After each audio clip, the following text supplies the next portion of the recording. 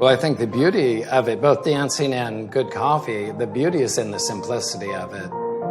The mood of the music is what is helping me for the inspiration of building the recipes. With a good coffee, like with a good salsa song, you want to get an emotional response.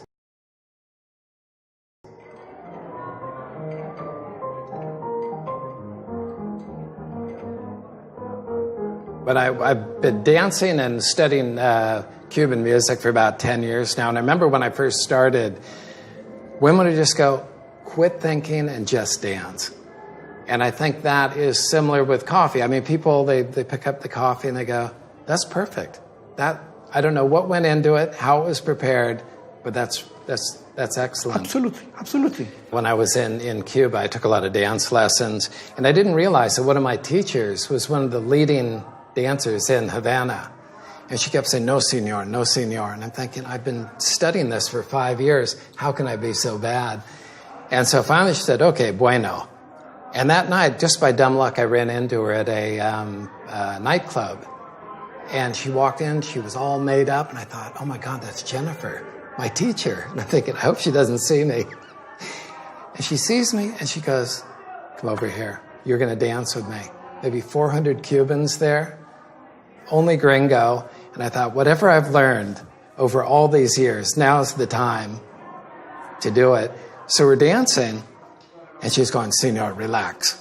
So we danced for about 4 or 5 minutes, and I am transported to another planet. And then I hear this voice. It's like, senor, senor. And I sort of come to my senses, and I go, yes, yes. And she goes, senor, the dance, it is over.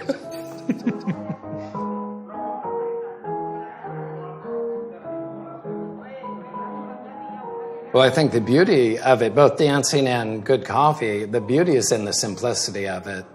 There's not too much. There's just enough.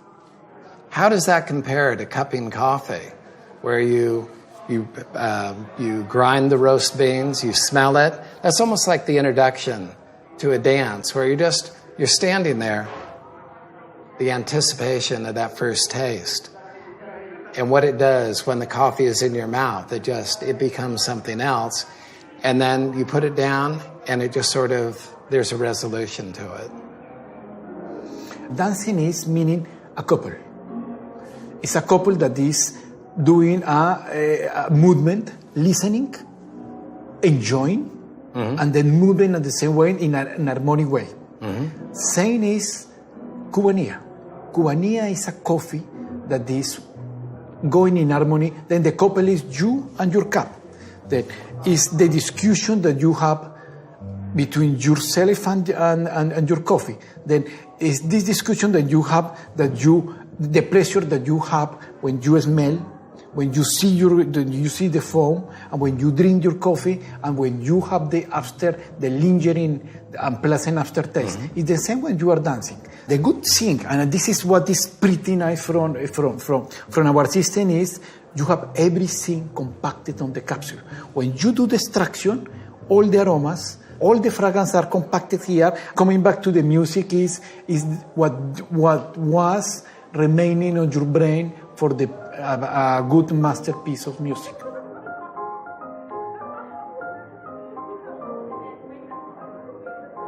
Well, it reminds me of salsa music because you take the same notes and they create something very intense. And it made me wonder, the perfect cup of coffee, if it's blended properly, you must have the sensation that you taste it and you go, yes, that's the essence of coffee. So was that the sort of intensity that you were looking for in the blend? In espresso, we want at all times go and pushing the borders. Border from the technological point of view, border from the origins, new way to do the things. And then Cubanía was a good example. Because then we say, in the past, some years ago, the strength, that is the intensity of the coffee, was defined, normally we define from 1 to 10. And then we have one example that was Casar. We say we want, and we try to do something that was more strong than this. And then we have Casar. And then we say, why we don't go further to this to casar. Are we able to do this? Then the idea was coming Cubanía. This is what the name is coming quite proper. The sensuality surrounding that is coming from the music. And this is what we try to do with the Cubanía, is also create this atmosphere of the, when you are tasting your coffee, that you enjoy, that you sink in the, only with the name, in this music, in the sugar cane, in the people, in the Caribbean, in the beach. This is the same analogy, and this is what we try to give to the consumers.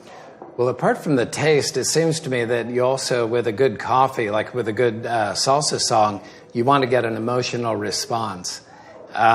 There are people who know a lot about the structure of music, but dancers, they're not counting the beats. They just know this is perfect, this is something excellent. And it's just come together in this moment. And it must be like that with coffee too, because you're a professional coffee blender. You know the chemistry, you know your palate has been developed, you know why it is good.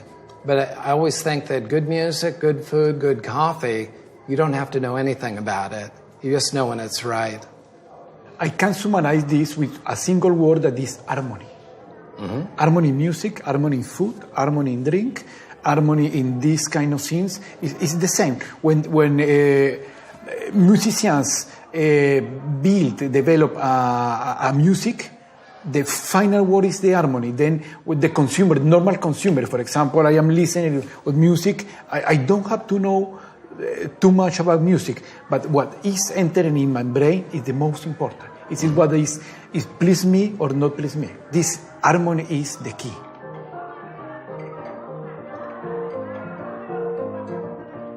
So Alexis, I was thinking about the structure of music and how it relates to the structure of a blend of coffee. Salsa music is based on beating clave sticks. There are 5 beats over 2 measures of 8 beats. And that's what all the dancers listen to it. Sometimes it's only implied. Sometimes you don't hear it. But if you're Latin, you can hear it. And that's where all the musicians, they follow the clave beat. So I was wondering whether within the blend of a coffee, there's like a skeleton or a structure that you add things to. The axis will be the strength. Then I have to find which origins are the most adapted to build this foundation. That will be the skeleton or the main axis, that is the strength. Not all the origins are adapted for this structure. There are some origins that can be, when we mix to the others, they deliver too much bitterness, too much hardness, too much acidity. Then we have to find the right ones, delivering this to start building the foundation. Then after is coming, as we say, the legs, the arms, that are the other origins. I've also been thinking about the similarity between music notes and tasting notes of coffee.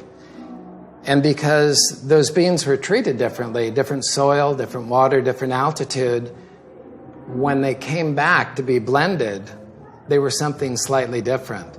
So I thought about the similarities of you take these basic elements, you send them to the far ends of the earth, they come back, you blend them properly, and you come up with a music and also a coffee that's greater than the sum of its parts. And that's what I'm sort of curious about, if that's how Cubanía came into being.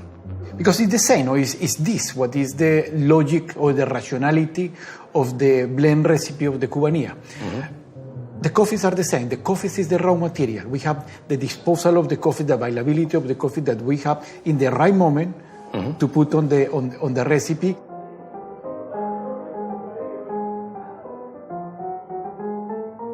You talked about how music actually inspires you to create coffee. I need sometimes music to be concentrated. Mm-hmm. Could be in contrasense, but this is the case. And for me, what is important is the mood. The mood of the music is what is helping me for the inspiration of building the recipes.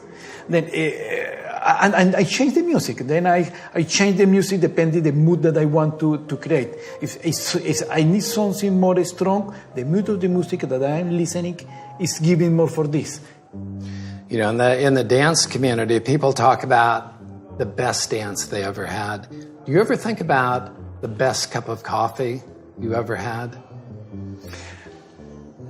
This is a difficult question. I think the best cup of coffee depending on the mood, depending on the perception. This is why sensory evaluation is subjective, but it's subjective linked to the mood. Depending your mood, depending also the mood, not only for coffee perception, but also for the creation, I think for the music the same. No, depending on your mood, you can create different pieces of music, and this is the principle also for the.